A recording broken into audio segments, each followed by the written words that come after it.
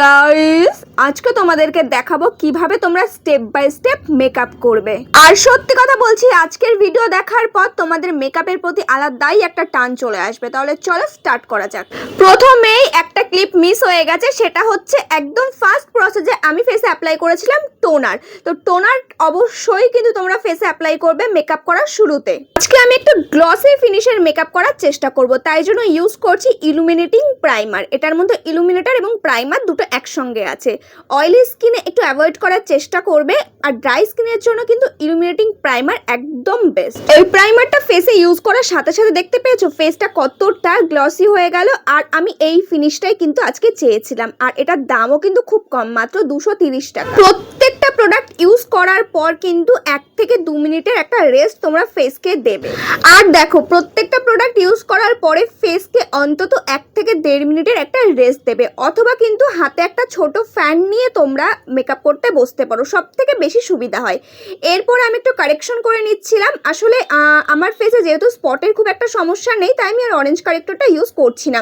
আমি জাস্ট আমার ফেসের স্কিন টোন মিলিয়ে একটা কারেক্টর ইউজ করছি। কোন স্কিনে কোন কারেক্টর ইউজ করলে বেস্ট হবে যদি জানতে চাও অবশ্যই কমেন্ট সেকশনে আমাকে জানাতে পারো, তাহলে নেক্সট ভিডিও আমি এই টপিক নিয়েই করব। আচ্ছা, টপিক নয় টপিক, সরি গাইস।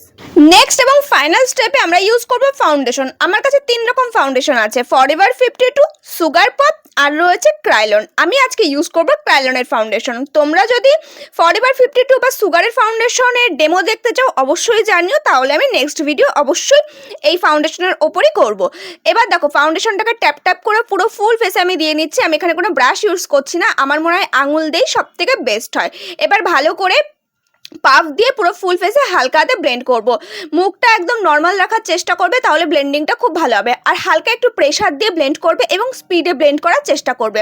দেখো কি সুন্দরভাবে আমার ফেসে মেকআপটা ব্লেন্ড হয়ে যাচ্ছে। ব্যাপারটা কি, বেস যত ভালো হবে মেকআপ কিন্তু স্কিনে তত ভালো বসবে। আর ক্রাইলনের এই ফাউন্ডেশনটার দাম ছিল মাত্র 450 টাকা। আর এটা না একটা সেট পাওয়া যায়, তোমরা সেট হিসাবেও কিনতে পারো। আর আমি যেহেতু সিঙ্গেল ইউজ করবো তাই সিঙ্গেল একটা কালার নিয়েছিলাম। শেড নাম্বারটা আমি ভুলে গেছি, ডেসক্রিপশনে তোমাদের জন্য দিয়ে দেবো। ফেসের সঙ্গে সঙ্গে কিন্তু গলাতেও ফাউন্ডেশন ইউজ করাটা খুব বেশি জরুরি, নাহলে কিন্তু ফেস আর গলার স্কিন টোন কিন্তু আলাদা হয়ে যাবে। এবার করব হাইলাইট। আরে না না, হাইলাইটার না, কনসিলার। যে সমস্ত পোর্শনে আমরা হাইলাইট করব সেখানে সেখানে কনসিলার ইউজ করব।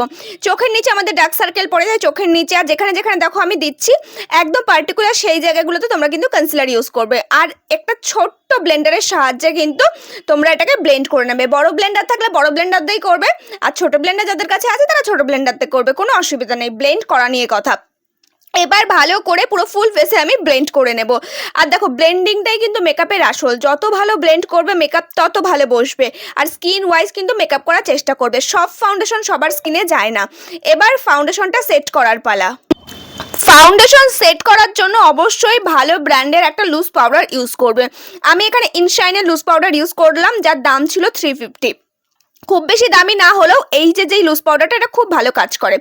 এবার ভালো করে লুজ পাউডারটা ফেসের থেকে ঝেড়ে দেবো। যে কোনো ব্রাশ দিয়ে তোমরা কিন্তু ফেস থেকে রিমুভ করতে পারো, অথবা ব্রাশ না থাকলে আমার মতো পাফ দিয়েই রিমুভ করতে পারো। এবার মেকআপটা তোমাদের ওপর ডিপেন্ড করছে, তোমরা কীরকম সাজবে, কতটা হাই সাজবে নাকি নর্মাল সাজবে, তোমাদের ওপর ডিপেন্ড করছে। আমি আজকের মেকআপটা একদম নর্মালের ওপর রেখেছি। জাস্ট একটু কাজল ইউজ করলাম, আইব্রোটা একটু করে নেবো।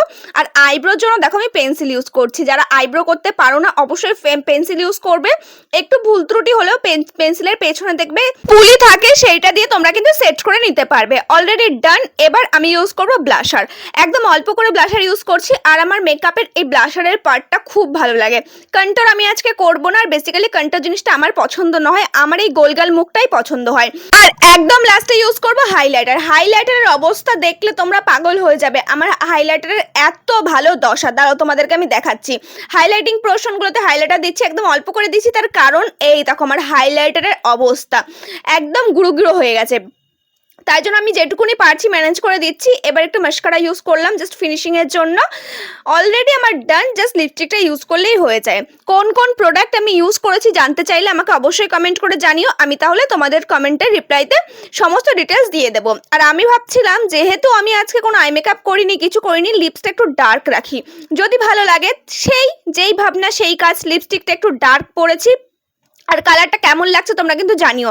আমি ডার্ক লিপস্টিক খুব একটা পরি না, খুব কম পরি। আমি যে কোনো সাজি না কেন আমি নিউড কালার লিপস্টিকই পছন্দ করি, বাট আজকে একটু ডার্ক লিপস্টিক পরলাম। লিপস্টিকের শেড জানতে চেও না আমার কাছে কাইন্ডলি, এটা দুটো তিনটে লিপস্টিক মিলিয়ে পরেছিলাম। আর এই হচ্ছে আমার ফাইনাল লুক। এবার একটা নেক পিস পরে নিই, আর এই হচ্ছে আমার টোটাল ফাইনাল লুক। কেমন লাগছে আমাকে অবশ্যই কিন্তু কমেন্ট করে জানিও।